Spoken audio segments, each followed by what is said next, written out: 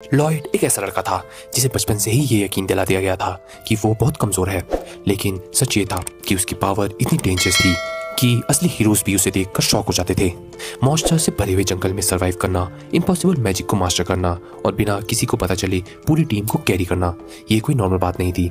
लेकिन जब डीमंस ने पूरे किंगडम के खिलाफ एक खतरनाक साजिश रचना शुरू कर दिया, तब पहली बार उसकी असली ताकत दुनिया के सामने आने वाली थी। और बिलीव मी, इस फाइट में की पावर देखकर आप भी हैरान रह जाएंगे। तो बिना किसी देरी के चलते हैं सीधा एनिमे के अंदर। डीमन लॉर्ड के खिलाफ हुई एक भयंकर जंग में एक पूरा गांव मिटा दिया गया। उसी तबाही के बीच लॉयड नाम का एक छोटा सा बच्चा था। उसकी आंखों में बसा हुआ डर और खौफ साफ बता रहा था कि उस छोटे से बच्चे ने कितना दर्द झेला है। जब एक औरत की नजर उस पर पड़ती है और उस बर्बाद हुए गांव को देखकर वो गिल्ट से भर जाती है, क्योंकि वो जानती थी कि ये विनाश उसकी ही लापरवाही की वजह से हुआ है। अपनी गलती सुधारने के लिए वो लॉयड को देखती है और उसे अपने घर लेकर आती है और उसे एक नई जिंदगी देने का फैसला करती है। साथ ही वो उसे मैजिक की कला भी सिखाना शुरू कर देती है। और ऐसे ही हमारे प्यारे से लॉयड का पहला लेसन शुरू हो जाता है, जिसका नाम फ्लेम स्पेल होता है।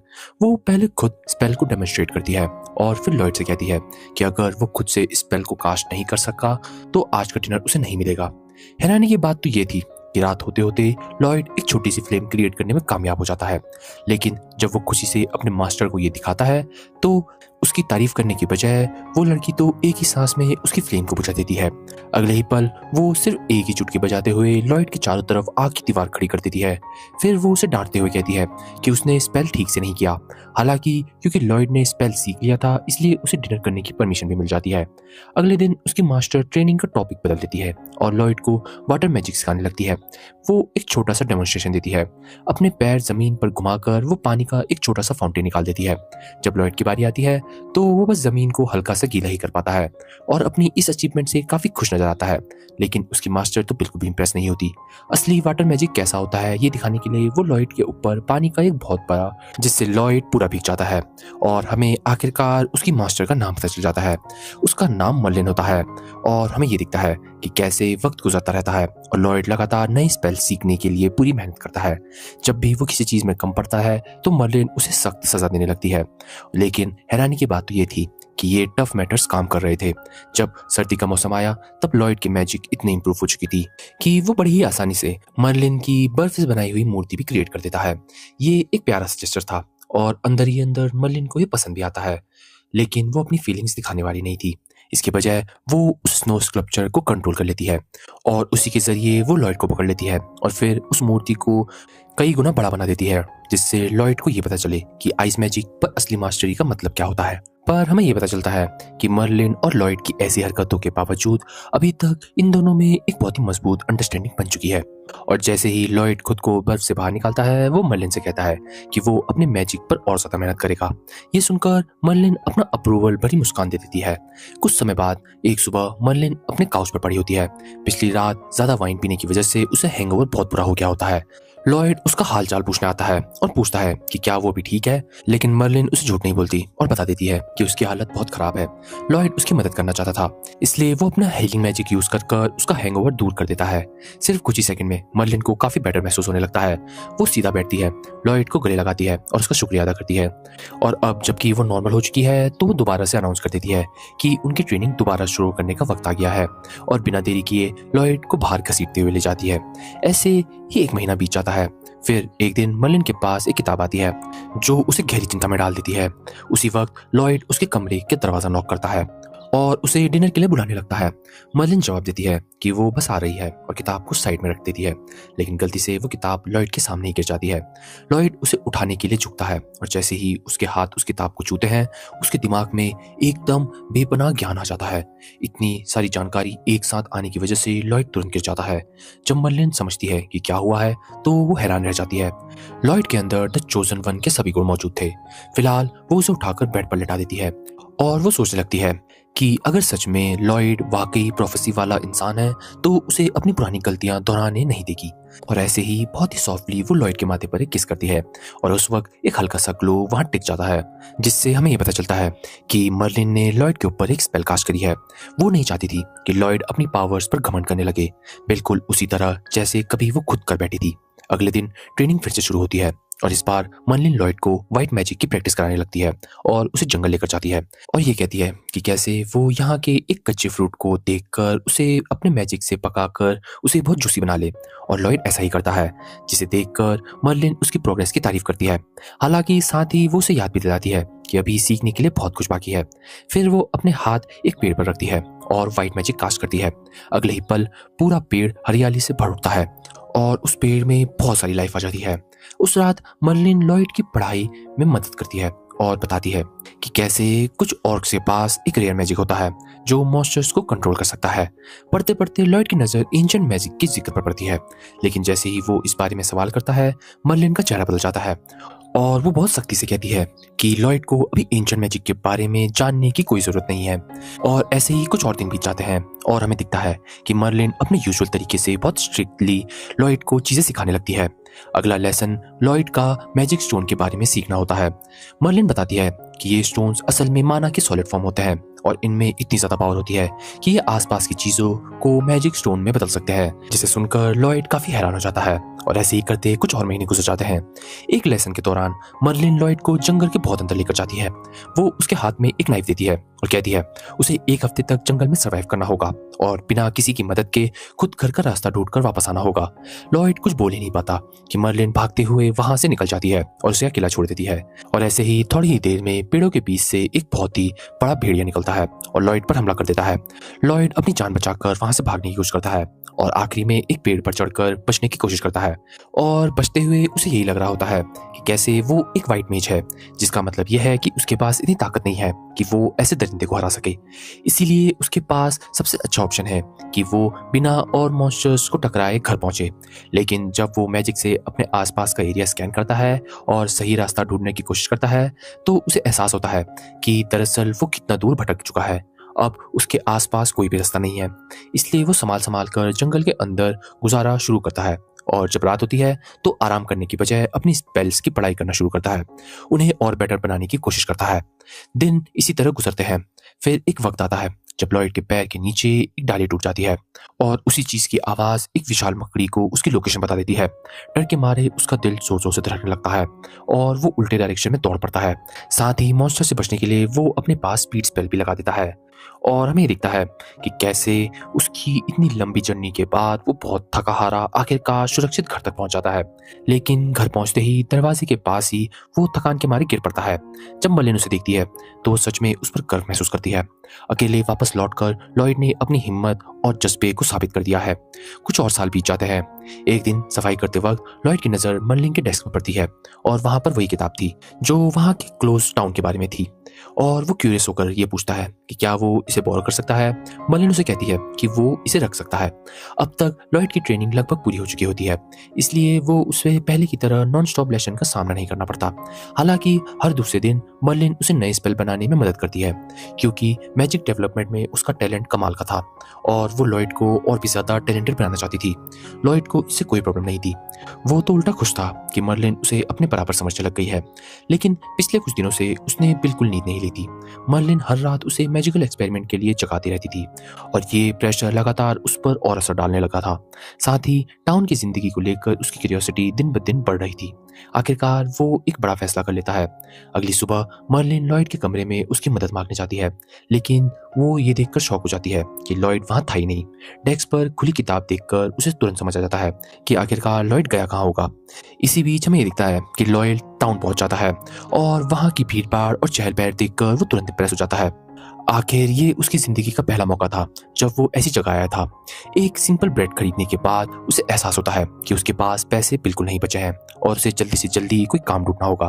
तभी अचानक एडवेंचरर रिक्रूटमेंट का एक पोस्टर दिखता है और सीधा उड़ते हुए उसके चेहरे पर लगता है। लॉयड एक भी सेकंड बिना सोचे उसे अप्लाई करने का फैसला करता है। वहीं हमें ये दिखता है कि लॉयड का पीछा एक हुड पहना हुआ इंसान कर रहा था और वो इस फैसले को लेकर कि लॉयड एडवेंचर पार्टी में घुस रहा है खासी दिलचस्पी ले रहा था। और ऐसे ही एडवेंचर पार्टी ज्वाइन करने के बाद लॉयड अपनी नई टीम के साथ एक बड़े साइक्लॉप्स से लड़ने के लिए कैसल की तरफ निकल पड़ता है। जब बैटल मुश्किल होने लगती है तब पार्टी लीडर, जिसका नाम एलन है और हीलर जिसका नाम शीना है वो साथ में मिलकर अपनी ताकतें मर्ज करने की कोशिश करते हैं। लेकिन शीना कुछ कर पाती उससे पहले ही लॉयड अपने स्पेशल मैजिकल एबिलिटी यूज करता है और सबकी पावर तुरंत ही बढ़ा देता है। और हमें दिखता है कि अगले ही पल सबको महसूस होता है कि उनकी ताकत और स्टेमिना अचानक से बढ़ गई है। लेकिन किसी को भी पता नहीं चलता कि ये लॉयड की वजह से हुआ है, क्योंकि वो खुद एक शब्द तक नहीं बोलता। और उन सबको मदद करने के बाद हमें दिखता है कि अपनी ताकतें बढ़ते ही लॉयड की टीम बड़ी आसानी से उस साइक्लोप्स का काम खत्म कर देती है। और हमें दिखता है कि लॉयड की टीम को अभी तक नहीं पता कि आखिरकार उनकी पावर बूस्ट का राज क्या है, पर उनमें से एक लड़की जिसका नाम रीना है उसे लॉयड पर कुछ न कुछ तो शक हो रहा है। और साइक्लोप्स को हराने के बाद पार्टी टाउन में लौट आती है, जहां पार्टी लीडर एलन का हीरो की तरह स्वागत किया जाता है। पता चलता है कि वो मॉन्स्टर इतना खतरनाक था कि उससे पहले उसे कोई भी नहीं हरा पाया था। इस अचीवमेंट का रिवॉर्ड भी बहुत बड़ा निकलता है, लेकिन एलन लॉयड को सिर्फ 5 गोल्ड कॉइन पकड़ा देता है और कहता है क्योंकि वो बस एक रुकी डी एडवेंचर है इसलिए उसका हिस्सा इतना ही बनता है। लॉयड बिना कोई शिकायत किए पैसे ले लेता है, जिसके बाद एलन सबको विक्ट्री सेलिब्रेट करने के लिए टोस्ट प्रपोज करता है, तो लॉयड मना कर देता है क्योंकि वो उन सबका हिस्सा नहीं बनना चाहता था। और ये चीज सुनकर पार्टी की मेज जिसका नाम माया होता है उसको ये बात बुरी लगती है कि लॉयड उनके साथ ड्रिंक नहीं करना चाहता, लेकिन एलन उसे शांत करता है और माया को ये बोलने लगता है कि कैसे उन्हें भी लॉयड की जरूरत नहीं है और जरूरत पड़ी तो वो किसी और व्हाइट मेज को हायर कर लेंगे। वैसे भी उसने पार्टी के लिए कोई खास कंट्रीब्यूशन नहीं किया है। इसी दौरान मर्लिन के घर पर वही मिस्टीरियस आदमी पहुंचता है जो पहले लॉयड का पीछा कर रहा था। मर्लिन उसे लॉयड के बारे में पूछती है। आदमी बताता है कि लॉयड अब सुरक्षित टाउन पर पहुंच गया है। ये सुनकर मर्लिन थोड़ा चैन की सांस लेती है। वो सोचती है कि अब वक्त आ चुका है कि लॉयड अपनी दुनिया को खुद ही एक्सप्लोर करे, बस शर्त यह है कि वो उसी की तरह ओवर कॉन्फिडेंट ना बन जाए। उसे पूरा भरोसा था कि लॉयड सब कुछ ठीक से संभाल लेगा। तब वो आदमी पूछता है कि क्या उसे आज भी उस दिन का पछतावा है। ये सवाल सुनते ही मर्लिन के चेहरे पर एक बहुत ही कड़वाहट आ जाती है। वो अपने सबसे बड़ी गलती को याद करने लगती है। उस वक्त उसने कभी नहीं सोचा था कि डीमन लॉर्ड वही जादुई किताब हासिल करने के लिए खुद को उड़ा देने का फैसला कर लेगा। उसका यही गलत कैलकुलेशन पूरे गांव की बर्बादी का रीजन बना। एक ही पल में आसपास मौजूद हर इंसान मर गया और उनमें मर्लिन खुद भी शामिल थी। खुशकिस्मती से उसके साथी सिबिल ने फॉरबिडन एंजेंट मैजिक को यूज कर सबको वापस जिंदा कर दिया था, लेकिन उस जादू की कीमत उसे अपनी जान से देनी पड़ी। तब से लेकर आज तक मर्लिन ने खुद को कभी माफ नहीं किया। दूसरी तरफ लॉयड अपनी हीरो पार्टी के साथ एडवेंचर जारी रखता है और हमेशा की तरह चुपचाप सबकी मदद करता रहता है। जब भी एलन या पार्टी का कोई भी मेंबर मुश्किल में पड़ता है, लॉयड तुरंत उनकी स्किल्स बढ़ा देता है और उन्हें एडवांटेज देता है। उसकी मेहनत की वजह से उसकी टीम बहुत ही जल्दी सभी मिशंस को कंप्लीट कर लेती है और सब लोगों को ये लगने लगता है कि वो लोग बहुत ही ज्यादा ताकतवर बन गए हैं। लेकिन किसी को भी ये अंदाजा नहीं था कि इन सब की वजह असली में लॉयड खुद था। उस रात रीना डिफेंस टेक्निक की पढ़ाई कर रही होती है। तभी एलन बिना नॉक किए उसके कमरे में घुस आता है। क्यूरियसली वो पूछता है कि वो क्या कर रही है। रीना बताती है कि वो थोड़ा कंफ्यूज है क्योंकि किसी भी मॉन्स्टर के अटैक पहले की तरह उसकी सील पर जोर से इंपैक्ट नहीं कर रहे हैं। और ये सुनकर एलन को भी थोड़ा शक होता है और एलन भी उसकी बात पर सहमत होता है। लेकिन हमें ये दिखता है कि उसका सोचना था कि शायद उनकी नेचुरल स्किल्स और भी ज्यादा निकल रही हैं। रीना तुरंत उसकी बातों का जवाब देते हुए कहती है कि पिछले कुछ समय से उसने कोई खास ट्रेनिंग भी नहीं की है, तो फिर उसकी स्ट्रेंथ अचानक इतनी कैसे बढ़ सकती है। इसी बीच उस रात गहरे जंगल में गार्ड्स का एक ग्रुप अपनी पेट्रोलिंग खत्म करके लौटने ही वाला होता है कि तभी अचानक से उनमें से एक गार्ड को बहुत ज्यादा दर्द होने लगता है और वो चीखने लगता है। बाकी सब पलट कर देखते हैं और उनकी आंखों के सामने विशाल अर्धगोरम उस गार्ड पर खड़ा नजर आता है और उसी पल एक गार्ड को समझ जाता है कि अब उनका बचना नामुमकिन है। अगली सुबह गार्ड कैप्टन सीधा एलन के पास पहुंचता है और उससे मदद की रिक्वेस्ट करता है। वो बताता है कि कल रात पेट्रोल पर गए हुए गार्ड्स बहुत बेरहमी से मार दिए गए हैं। ये सुनते ही एलन बिना सोचे समझे मदद के लिए हाँ कर देता है, क्योंकि उसके हिसाब से एक गोलम को हराना कोई मुश्किल काम नहीं होना चाहिए। उसी दोपहर लॉयड के ट्रेसिंग मैजिक की मदद से पूरी पार्टी अर्थ गोलम का पीछा करते हुए एक वाटरफॉल के पीछे छुपी हुई केव तक पहुंच जाती है। लॉयड लगातार मैजिक सपोर्ट देता रहता है और इसी वजह से वो स्टोन मॉन्स्टर को काफी आसानी से हैंडल कर लेते हैं। लेकिन तभी एक डीमन उनके ऊपर गिरते हुए पत्थरों से एक और गोलम समन कर देता है, जिससे सबको दोबारा बैटल में उतरना पड़ता है। लॉयड ध्यान से उस डीमन को ऑब्जर्व करता है और नोटिस करता है कि वो एक ऐसे स्टाफ को यूज कर रहा है जिसमें एक मैजिक स्टोन लगा हुआ है। लॉयड अच्छी तरीके से जानता था कि मैजिक स्टोन कितने खतरनाक हो सकते हैं, इसलिए उसे तुरंत समझ आ जाता है कि अगर उसने जल्दी कुछ नहीं किया तो सिचुएशन कंट्रोल से बाहर निकल सकती है। वो एक प्रिसीजन स्पेल कास्ट करता है और उनकी एक साथी लुलू को कमांड देता है कि वो डीमन पर तीर चलाए।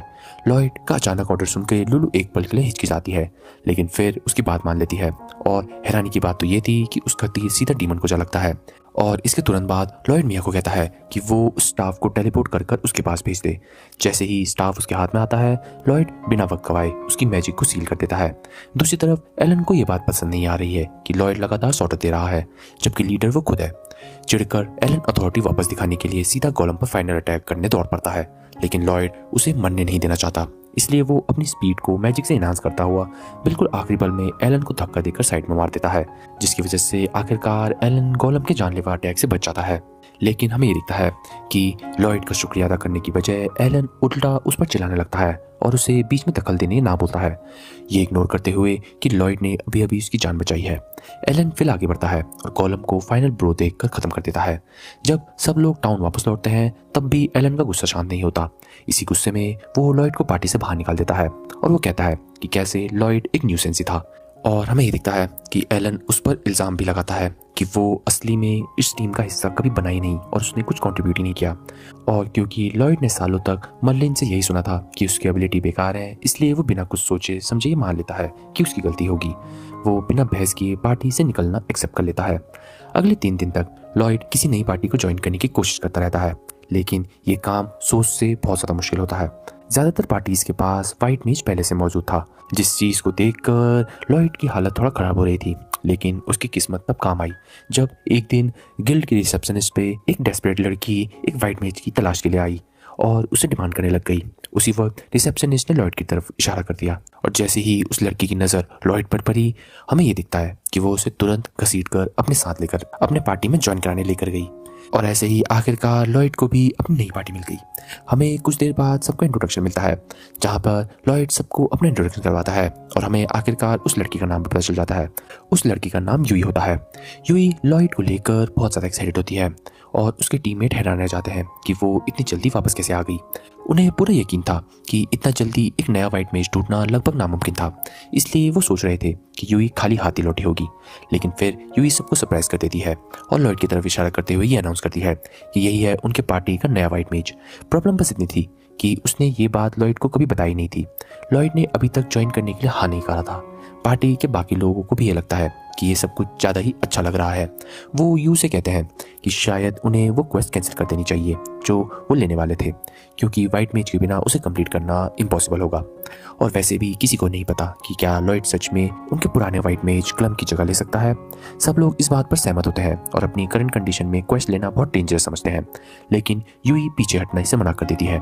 उनका क्लाइंट उन पर भरोसा कर रहा है और वो सच में उसकी मदद करना चाहती थी। लॉयड पूरी सिचुएशन नहीं समझ पा रहा है, लेकिन उसे इतना ज़रूर समझ आ गया है कि ये क्वेस्ट बहुत इंपॉर्टेंट है, इसलिए वो सजेस्ट करता है कि वो मिशन किसी और को पार्टी को ले लेना चाहिए। लेकिन उसे बताया जाता है कि और कोई पार्टी अवेलेबल नहीं है। ये एक ए रैंक क्वेस्ट है जिसे सिर्फ ए रैंक या उससे ऊपर की पार्टी से एक्सेप्ट कर सकते हैं। पर बदकिस्मती से सारे ए रैंक पार्टीज किसी न किसी मिशन से कैपिटल के बाहर चले गए हैं। यूई की पार्टी टेक्निकली एस रैंक की थी, इसलिए वो इस क्वेस्ट के लिए क्वालिफाई करते हैं, लेकिन उनके रेगुलर वाइट मेज के बिना ये मिशन बहुत ज़्यादा मुश्किल होने वाला है। सबसे बड़ी दिक्कत ये थी कि गिल्ड के रूल के मुताबिक पार्टी सिर्फ ओनली रजिस्टर्ड ऑफिशियल मेंबर के साथ काम कर सकती थी, इसलिए वो टेम्परेरी बेसिस पर किसी और ग्रुप के वाइट मेज नहीं ले सकते थे और इतने कम वक्त पर एक स्किल वाइट मेज ढूंढना लगभग नामुमकिन था। लॉयड दिल से उनकी मदद करना चाहता है, लेकिन उसे लगता है कि वो इतना पावरफुल नहीं है जो एस रैंक पार्टी के काम आ सके, जिसके बाद वो अपनी कन्फ्यूजन जाहिर करता है। लेकिन हमें ये दिखता है कि यूई तो उससे बोलने से पहले ही पूरे कॉन्फिडेंस के साथ ये कह देती है जब तक लॉयड उनके साथ है सब कुछ ठीक हो जाएगा। इसके बाद वो लॉयड को ऑफिशियली पार्टी में शामिल करने के लिए पहला स्किल टेस्ट करने के लिए उसे एक खुले मैदान की तरफ लेकर जाती है। मज़ेदार बात तो ये थी कि लॉयड ने अभी तक किसी भी चीज़ के लिए हाँ नहीं भरी थी, लेकिन फिर भी उससे सब टेस्ट लिए जा रहे थे। मैदान में पहुंचकर यूई लॉयड से कहती है कि वो अपनी एबिलिटीज़ दिखाए, लेकिन लॉयड को तो डर था कि कहीं उसकी पावर उनके एक्सपेक्टेशन से कम ना निकले, खासकर इसलिए क्योंकि ये लोग उसके मास्टर की तरह एस रैंक थे। तभी यूई की टीम में से एक मेंबर जिसका नाम टैगस था वो आगे बढ़ता है और यूई से कहता है कि बिना वार्निंग के लॉयड पर इतना प्रेशर डालना ठीक नहीं है। अगर वो उसका टेस्ट लेना चाहती है तो कम से कम ये तो क्लियर कर दे कि उसे कौन सी स्पेल यूज़ करनी है। टैगस की बात काफ़ी रीजनेबल थी, इसलिए यूई लॉयड की तरफ मुड़कर कहती है कि वो पूरी पार्टी पर अपना इनहेंसमेंट मैजिक कास्ट करे। ये सुनकर लॉयड हैरान रह जाता है। उसके लिए ये टास्क तो बहुत सिंपल लग रहा था और उसे समझ नहीं आता कि एस रैंक ट्रायल के लिए इतनी बेसिक चीज़ क्यों मांग रही है। अपनी कन्फ्यूजन दूर करने के लिए वो यूई से पूछता है कि क्या वो सिर्फ सब लोगों को और ताकतवर बनाना चाहती है। यूई हाँ कहती है, लेकिन एक शर्त के साथ, लॉयड को एक ही वक्त में सब पर स्पेल कास्ट करनी होगी। ये सुनकर लॉयड और भी ज़्यादा कंफ्यूज हो जाता है, क्योंकि वो पहले भी लोगों पर एक ही साथ अपनी इन्हेंसमेंट मैजिक यूज़ करता था और उसके लिए ये मुश्किल काम बिल्कुल भी नहीं था। उसके नज़रिए से देखा जाए तो ये चैलेंज था ही नहीं, इसलिए वो सोचने लगता है कि शायद कोई हिडन कंडीशन होगी। लेकिन सच बताएं तो ऐसा कुछ भी नहीं था। यूई तो सच में उसे इन्हांसमेंट मैजिक कास्ट करवाना चाहती थी। सच तो ये था कि उन्हें यह शक था कि शायद लॉयड इतना सिंपल काम भी नहीं कर पाएगा। जब वो उसे पूछती है कि क्या वो ये सब कर सकता है तो लॉयड हाँ बोल देता है। हालांकि उसके दिमाग में अभी भी ये सवाल चल रहा था कि ये टेस्ट इतना आसान क्यों है। वो अपना स्टाफ समन करता है और अपनी इन्हांसमेंट स्पेल कास्ट करना शुरू कर देता है। लेकिन यूई को स्पेल से ज़्यादा शौक इस बात से लगता है कि लॉयड ने अपने स्टाफ को हवा में समन कर दिया है। वो पूछती है कि ये स्टाफ कहाँ से आया है। लॉयड कैजुअली जवाब देता है कि ये तो बस एक बेसिक स्टोरेज स्पेल है, इसमें कुछ खास नहीं है। उसके लिए ज़्यादा इंपॉर्टेंट बात ये थी कि यूई उसके इन्हांसमेंट मैजिक के बारे में क्या सोचती है। शुरुआत में तो यू को कुछ खास महसूस नहीं होता, लेकिन जब वो ध्यान से ऑब्जर्व करती है तो उसको अपनी स्ट्रेंथ हल्का सा बूस्ट महसूस होती है और कुछ ही देर में बाकी मेंबर्स को भी स्पेल का इफेक्ट महसूस होता है। हालांकि इसमें कुछ अलग था जो नॉर्मल इन्हांसमेंट मैजिक से काफ़ी डिफरेंट लग रहा था। स्पेल को टेस्ट करने के लिए यूई अपनी तलवार निकालती है और आराम से एक पेड़ पर वार करती है, लेकिन अगले ही पल उसकी आंखें खुली की खुली रह जाती हैं क्योंकि उसकी तलवार एक ही स्ट्राइक में पेड़ को बीच से काट देती है। यूई डिसबिलीफ में उस पेड़ को देखते रह जाती है, जबकि लॉयड को ये रिजल्ट बिल्कुल नॉर्मल लग रहा था। यूई और उसकी टीम को लग रहा था कि लॉयड सिर्फ इन्हांसमेंट मैजिक यूज़ करेगा, लेकिन लॉयड तो ये बहुत बेसिक मानता था, इसलिए वो उसके साथ फिजिकल इन्हेंसमेंट, डिफेंस, स्पीड और हेल्थ भी एक्स्ट्रा बढ़ा देता है। ये देखकर पूरी पार्टी का दिमाग हिल जाता है। सब लोग शौक में वहीं जम जाते हैं और लॉयड को घूरते रहते हैं। लॉयड उनकी खामोशी को गलत समझ लेता है और सोचता है कि शायद वो टेस्ट में फेल हो गया है। वो माफ़ी मांगते हुए कहता है कि उसने सबका वक्त बर्बाद किया। उसके हिसाब से कोई भी उस जैसे वाइट मेज को अपनी पार्टी में रखकर अपनी पार्टी की बेइज्जती कराना नहीं चाहेगा। जैसे ही वो जाने के लिए मुड़ता है, यूई तुरंत उसे रोक देती है। इतनी ज़बरदस्त एबिलिटीज़ वाले इंसान को कोई भी किसी हाल में कैसे जाने दे सकता है। और सच कहें तो अब उसकी क्यूरियोसिटी काफ़ी बढ़ चुकी थी। वो लॉयड से कुछ सवाल पूछना शुरू करती है और इसी दौरान उसे पता चलता है कि लॉयड पहले हीरो पार्टी का मेंबर हुआ करता था। ये सुनकर यूई काफ़ी हैरान हो जाती है क्योंकि हीरो पार्टी पूरे किंगडम में बहुत ज़्यादा मशहूर थी। लेकिन लॉयड बताता है कि उसे पार्टी से इसलिए निकाल दिया गया क्योंकि सबको लगता था कि उसके पास ताकत की कमी है, इसलिए वो मानता था कि उसे कोई खास वैल्यू नहीं देगा। टैगस और बाकी मेंबर्स उसकी बातें सुनकर यकीन नहीं कर पाते। वो कहते हैं कि आज तक उन्होंने किसी को भी इतने सारे इन्हेंसमेंट स्किल एक साथ यूज़ करता हुआ नहीं देखा है। लेकिन लॉयड फिर भी इंसिस्ट करता है कि दुनिया में उससे कई ज़्यादा पावरफुल लोग मौजूद हैं। वो तो यूई लोगों को ये भी सजेस्ट करता है कि उन्हें अपना पुराना वाइट मेज वापस लेकर आना चाहिए, लेकिन यू की पार्टी ये चीज़ अपोज करती है और बोलती है कि ये पॉसिबल नहीं था क्योंकि उनका वाइट मेज क्लम की छोटी बहन एक बहुत ही सीरियस बीमारी से जूझ रही है। वो लोग बताते हैं कि कैसे कुछ समय पहले तक क्लम अपने मिशंस और अपनी बहन की दोनों साथ में देखभाल कर रहा था, लेकिन ये जिम्मेदारी उस पर इतनी भारी पड़ने लगी कि बैटल के दौरान उसका फोकस टूटने लगा और आखिरकार इसी वजह से उसने पार्टी को छोड़ने का फैसला किया।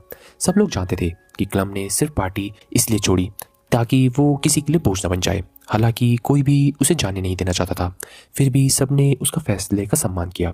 इसी वजह से वो लोग एक नए वाइट मेज की तलाश में थे। आमतौर पर वो बिना वाइट मेज के भी क्वेस्ट कर सकते थे, लेकिन एक प्रॉपर हाई रैंक मिशन पर सबका होना बहुत ज़रूरी है। लॉयड को साफ नजर आ रहा था कि पूरी पार्टी क्लम की कितनी परवाह करती है और वो सोचता है कि अगर मुमकिन हो तो वो उसकी मदद करना चाहता है। इसलिए वो पूछता है कि क्लम की बहन को आखिर हुआ क्या है। यूई पूरी तरह श्योर नहीं थी, लेकिन उसे इतना पता था कि उसकी बहन का शरीर धीरे धीरे मैजिक स्टोन में ट्रांसफर होता जा रहा है। ये सुनकर लॉयड को याद आता है कि उसने ये पढ़ा था कि मैजिक स्टोन अपने आसपास की चीज़ों को भी ट्रांसफॉर्म कर सकता है और वो काफ़ी समय से इस इफेक्ट को रिवर्स करने के तरीके पर रिसर्च कर रहा था। उसे लगता है कि शायद उसके पास इसका सॉल्यूशन हो सकता है, इसलिए वो यू से रिक्वेस्ट करता है कि उसे क्लम के घर लेकर जाए। कुछ ही देर बाद सब लोग वहाँ पहुँच जाते हैं। दरवाज़ा खोलते ही क्लम यूई लोगों को देखकर थोड़ा हैरान हो जाता है, लेकिन फिर भी वो उन्हें अंदर बुलाता है और हमें ये दिखता है कि लॉयड थोड़ा हिचकिचाता है क्योंकि उसे लगता है कि उसका अगला सवाल थोड़ा इंसेंसिटिव लग सकता है, लेकिन सिचुएशन समझाने के लिए उसे पूरी सच्चाई जानना ज़रूरी था। इसलिए वो पूछता है कि क्लम की बहन आखिर इस बीमारी का शिकार कैसे हुई। पर हमें ये दिखता है कि क्लम उसकी बात का बुरा नहीं मानती, बल्कि उसे पूरी कहानी बताने लगती है। वो बताती है कि कैसे वो और उसकी बहन काफ़ी सालों तक साथ में एडवेंचरिंग पार्टनर थी, लेकिन एक मिशन ने सब कुछ बदल दिया। उस मिशन के दौरान क्लम की बहन, जिसका नाम सिल्विया था, बुरी तरीके से इंजर्ड हो गई और कोमा में चली गई। तब से लेके आज तक वो होश में नहीं आई है। यूई पूछती है कि क्या सिल्विया पर किसी मॉन्स्टर ने हमला किया था, लेकिन क्लम कहती है कि उसे खुद नहीं पता था। जब उसने सिल्विया को ऐसी हालत में ढूंढा था तब वो पहले से ही बेहोश थी। जब लॉयड उसके सिम्टम्स के बारे में और डिटेल पूछता है तो क्लम कहती है कि समझाना मुश्किल होगा, इससे बेटर होगा कि वो खुद जाकर सिल्विया की हालत देखे। और इतना कहकर वो यूई और लॉयड को सिल्विया के बेडरूम के दरवाजे तक लेकर जाती है, लेकिन अंदर जाने से पहले उन्हें मेंटली प्रिपेयर रहने की वार्निंग भी देती है। उसके मुताबिक जो नजर आने वाला है वो काफ़ी डेंजरस होगा, उसके लिए शायद वो तैयार नहीं होंगे। जैसे ही क्लम दरवाजा खोलती है, लॉयड और यूई का चेहरा बहुत ही ज्यादा शॉक में चले जाता है। कमरे में से एक अजीब और बेहद अनप्लेजेंट मारा निकल रहा होता है और वो सब सिल्विया के शरीर से आ रहा होता है। क्लम धीरे से उसके ऊपर पड़ी हुई चादर हटाती है, जिसके बाद हमें दिखता है कि सिल्विया के हाथ और पैर ट्रांसफॉर्म होना शुरू हो चुके हैं। लॉयड के लिए ये पहली बार था जब उसने किसी इंसान पर मैजिक स्टोन का ऐसा असर देखा था और उसकी हालत देखकर वो सन्न रह जाता है। सिल्विया का ट्रांसफॉर्मेशन सोच से भी ज्यादा भयंकर दिख रहा है। किसी वजह से सिल्विया का माना पूरी तरीके से अनस्टेबल हो चुका है और धीरे धीरे उसका शरीर मैजिक स्टोन में बदल रहा है और ये प्रोसेस इस तरीके से चलती रह रही है तो सिर्फ वक्त की बात है जब वो पूरा ट्रांसफॉर्म हो जाएगी। लॉयड क्लम से कहता है कि वो सिल्विया को थोड़ा ध्यान से देखना चाहता है क्योंकि उसके पास एक आइडिया है। अगर उसकी हाइपोथेसिस सही निकली तो शायद वो सिल्विया को क्योर भी कर सकता है। ये सुनकर क्लम को यकीन करना मुश्किल होता है। आखिर जब देश के सबसे बड़े हीलर्स उसकी बहन को ठीक नहीं कर पाए तो लॉयड कैसे ही कर सकता है। लेकिन लॉयड शांत रहते हुए समझाता है कि सिल्विया की कंडीशन शायद एक बहुत ही हाई प्योरिटी मैजिक स्टोन के कांटेक्ट में आने की वजह से हुई है। फिर वो क्लम से पूछता है कि क्या केव में सिल्विया इंजर्ड हुई थी, क्या वहां पर माना कंसंट्रेशन बहुत ज्यादा था। क्लम तुरंत हाँ में जवाब देती है। दरअसल उस दिन क्वेस्ट में उन्हें मेन क्वेस्ट ये मिली थी कि उन्हें मैजिक स्टोन कलेक्ट करने हैं, इसलिए बहुत मुमकिन था कि उस इंसिडेंट का कनेक्शन इसी से हो। लॉयड फिर पूछता है कि सिल्विया को चोट कहाँ लगी थी। क्लम उस जगह की तरफ इशारा करती है और वो चोट देखकर लॉयड का शक यकीन में बदल जाता है। कहीं ना कहीं एक मैजिक स्टोन उस कट के जरिए सिल्विया के शरीर के अंदर घुस गया होगा और उसी मैजिक स्टोन के माना ने अब उसके शरीर को ट्रांसफॉर्म करना शुरू कर दिया है। अब तक लॉयड की हार्ट डिसेक्शन बिल्कुल सही हो रही थी। ये देखकर यूई क्लम से कहती है कि लॉयड पर भरोसा करना चाहिए और उसे सिल्विया की जान बचाने का मौका देना चाहिए। जिसके बाद लॉयड अपनी तैयारियां शुरू कर देता है। तैयारियां पूरी होने के बाद लॉयड एक ऐसी स्पेल कास्ट करना शुरू करता है जो सिल्विया के शरीर से माना एक्सट्रैक्ट कर सके। ये प्रोसेस उसके लिए बहुत एग्जॉस्टिंग था। उसे याद था कि करप्टेड माना की लहरें लगातार एब्जॉर्ब करनी पड़ सकती हैं। सिल्विया की पूरी कंडीशन की जड़ उसका अनकंट्रोलेबल माना है जो मैजिक स्टोन के कांटेक्ट में आने के बाद से शुरू हुआ है। उसके वापस नॉर्मल करने के लिए लॉयड को उसके शरीर से लगभग सारा बेकार माना निकालना पड़ेगा, लेकिन उसी के साथ इसका भी ध्यान देना पड़ेगा कि माना ज़्यादा निकालने की वजह से सिल्विया की जान न चली जाए। इसी तरीके से वो एक रिस्की प्लान बनाता है। वो उसका माना ड्रेन भी करेगा, साथ ही उसे हील भी करता रहेगा।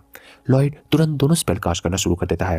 क्लम नोटिस करती है कि जो हीलिंग स्पेल लॉयड के यूज़ कर रहा है वो उसने पहले कभी नहीं देखे है, इसलिए वो पूछती है कि क्या इस स्पेल में कुछ अलग है। लॉयड बताता है कि जो एक्स्ट्रा माना सिल्विया के शरीर से निकल रहा है उसका भी कुछ करना ज़रूरी है, इसलिए वो उस एक्सेस एनर्जी को ख़त्म करने के लिए हीलिंग स्पेल का एक वीकर वर्जन भी यूज़ कर रहा है। हालांकि उस बेसिक वर्जन को कास्ट करने में भी बहुत माना लगता है। यूई वाइट मेज वाली टर्मिनोलॉजी से ज़्यादा फेमिलियर नहीं थी, इसलिए वो क्लम से पूछती है कि क्या लॉयड जो कर रहा है वो वाकई इतना इंप्रेसिव है। लेकिन हमें दिखता है कि शायद इंप्रेसिव शब्द भी लॉयड के काम को डिस्क्राइब नहीं कर सकता। वो एक ऐसी स्पेल यूज़ कर रहा था जो उसने खुद डिज़ाइन किया था। सिर्फ इतना ही नहीं, वो एक साथ दो अलग तरीके से मैजिक भी कास्ट कर रहा था, जो अपने आप में बहुत ही बड़ी बात है। और सबसे ज़्यादा हैरानी वाली बात तो ये थी कि उसकी विल पावर किसी भी नॉर्मल इंसान से बहुत ज़्यादा मजबूत थी। जैसे जैसे लॉयड हीलिंग जारी रखता है, सिल्विया के शरीर पर हुआ मैजिक स्टोन ट्रांसफॉर्मेशन धीरे धीरे रिवर्स होने लगता है और जब आखिरकार वो प्रोसेस खत्म करता है तब तक सिल्विया का शरीर पूरी तरीके से नॉर्मल हो चुका होता है। और इस मिरेकल को अंजाम देने के बाद लॉयड की सारी ताकत निकल जाती है। वो बुरी तरीके से थक जाता है। कुछ देर बाद सिल्विया धीरे धीरे अपनी आंखें खोलती है और होश में आ जाती है। ये देखते ही क्लम की आंखों से आंसू आ जाते हैं। अपनी छोटी बहन को इतने सालों बाद होश में आता हुआ देखकर वो इमोशन से भर जाती है। वो लॉयड और यूई दोनों का दिल से शुक्रिया अदा करती है। देखकर लॉयड भी काफ़ी खुश होता है। और ऐसे ही जब सिल्विया पूरी तरीके से रिकवर हो जाती है तब क्लम एक फैसला करती है कि वो दोबारा अपनी बहन के साथ एडवेंचरिंग करेगी। यूई ये सुनकर थोड़ा दुखी होती है क्योंकि इसका मतलब ये था कि क्लम अब उसकी पार्टी में वापस नहीं आएगी। फिर भी वो उसके फैसले का सम्मान करती है। वो हॉलवे में जाकर उसे अलविदा करती है। जब लॉयड भी वहाँ से जाने लगता है तब क्लम उसे रोकती है और उसे रिक्वेस्ट करती है कि वो उसकी जगह पार्टी का ख्याल रखे। लॉयड तुरंत जवाब देता है कि वो अभी ऑफिशियल उनका पार्टी का मेंबर भी नहीं है।